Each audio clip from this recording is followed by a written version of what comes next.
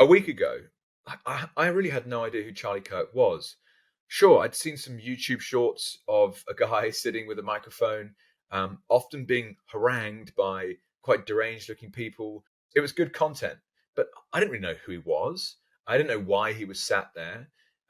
It's easy to dismiss in some ways the value of things. It's like, oh, the algorithm's just pumping this at me. I'll watch it for a bit, but anyway, let's move on. So I didn't take it any further than that. And he then died. And the internet has exploded in the last week. And for good reason. Oh my gosh, what's going on here? We've got to pay more attention. We've got to dig deeper. We've got to find out what the hell's actually happened. And in some ways, the correlation to the COVID experience, it really brings that back for me in terms of people just shouting at each other online. Like, this is the story, or this is the important opinion you have to listen to, or this is the important opinion you have to listen to. It's like, whoa, a lot of information here. Who can you trust? What's actually going on? And it's different agendas coming through in different people's analysis of the situation. And it's like, this is contradictory information. That doesn't make sense. Or this person's saying it one way, this person's saying another way. Highly confusing, which in some ways is to be expected of this particular era we're in. And I'll get to that later down the line. So, basically, deep dive, Jake. Find out what's going on. Shout out to my wife, Loz. She's been leading the charge in a sense and has done a lot of stuff looking at, like, who is this guy, Charlie Kirk? And what information can I trust? And, my opinion is what I've seen is, like, what a guy. How do you know, age 18, 19, what your calling actually is? You go and set up an organization, and an extraordinarily talented speaker who spoke their mind, but was based off of a set of principles that they had researched and got their head around and then really, really understood. And it's that kind of process, isn't it? It's like often the way that you come across something you're passionate about, you learn about it, and over time you become the teacher. And that's in many ways what this guy seemed to be doing, right? Now, you don't have to agree with everything he's saying, but wow, was it interesting with some of the ways that this guy was being framed. Like, he's just been shot. There's videos of his death everywhere on the internet. His wife and kids are in the crowd.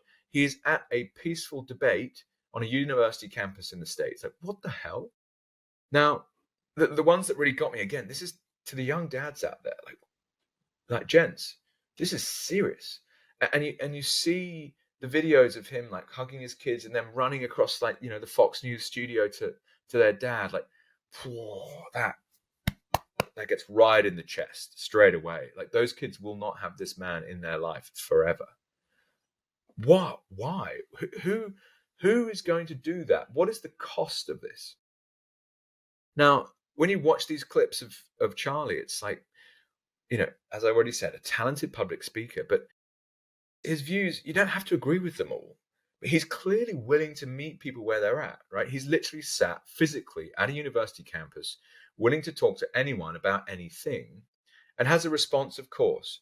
But like, some of these people are so angry, right? They turn up and they're hurling insults at this guy, like, immediately. It's like, well, on the one hand, like, why is that person in that position?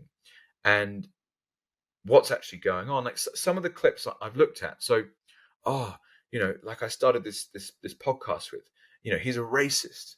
It's like, okay, well, here's a clip of him talking to a black student about diversity and talking about the issue with people that push diversity as the most important metric when actually versus competency or merit.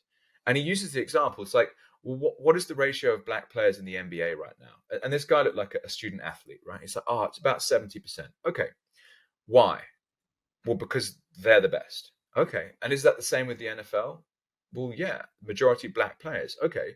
Well, what it means is you come along and you say, okay, we can't do that any longer. We now need 30% white guys in this tournament. What do you do to do that?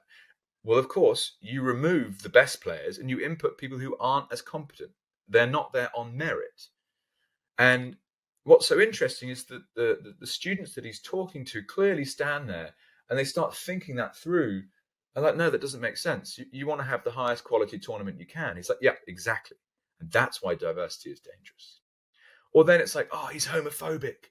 He hates gays. It's like, okay, here's a clip of a guy who calls himself a conservative, calls himself a Trump supporter, calls himself a Christian, and starts saying that, like, as a result of that, you shouldn't allow gays into the conservative movement. You shouldn't allow gays into the Christian religion. And Charlie Kirk sits there and talks through his reasoning behind why it's very important as a Christian, when you go back to the scriptures, to be open to all kinds of people. So that's not a homophobe, is it?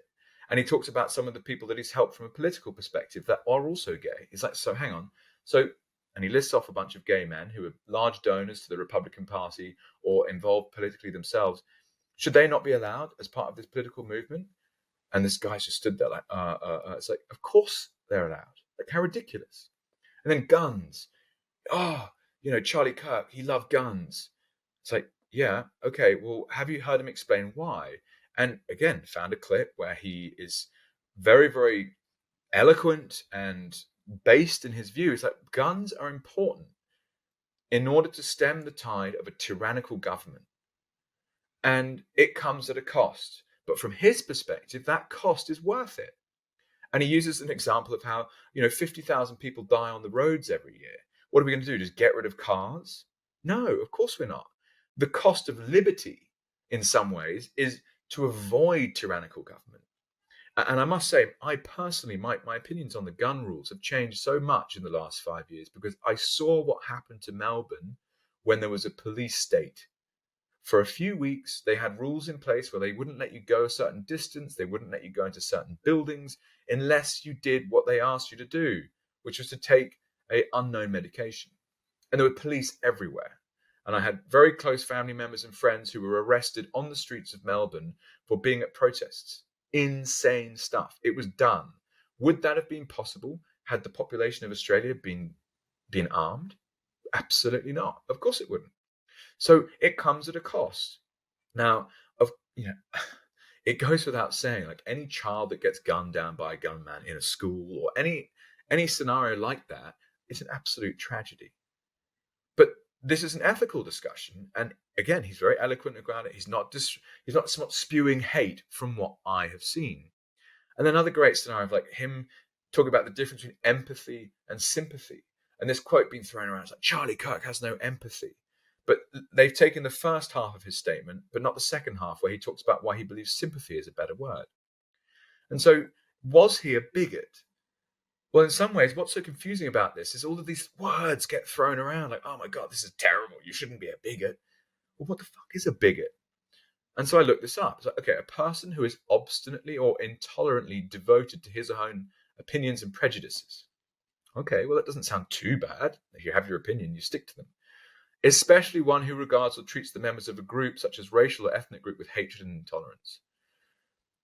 What I've just run you through, where he's clearly talking about competency being the most important driver of the NFL and the NBA rather than diversity, which in that instance favors a race, or when he's talking about politics and religion from a perspective of your sexual preferences and being open to allowing someone with a sexual preference outside of his own belief, which is, a marriage should be a man and a woman, that's not someone who's intolerant. It's quite the opposite. So why is it, right, when you go looking for this information, you can find this stuff, that there are people out there who are celebrating this man's assassination? And let's call it that, right? I even had a conversation this morning with my wife about like, what's the difference between murder and assassination? And an assassination is a form of murder in which it's politically motivated in some ways, or pre-planned. And you see all of these larger news networks talking about Charlie Kirk's murder. No, assassination, right?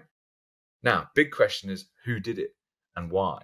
And I'll come on to that in a little bit. But this concept of, like, the character assassination of this man online by a portion of society was just so intense, and in many ways reflected by some of those people that he would meet on these university campuses that were like, you spread hate speech.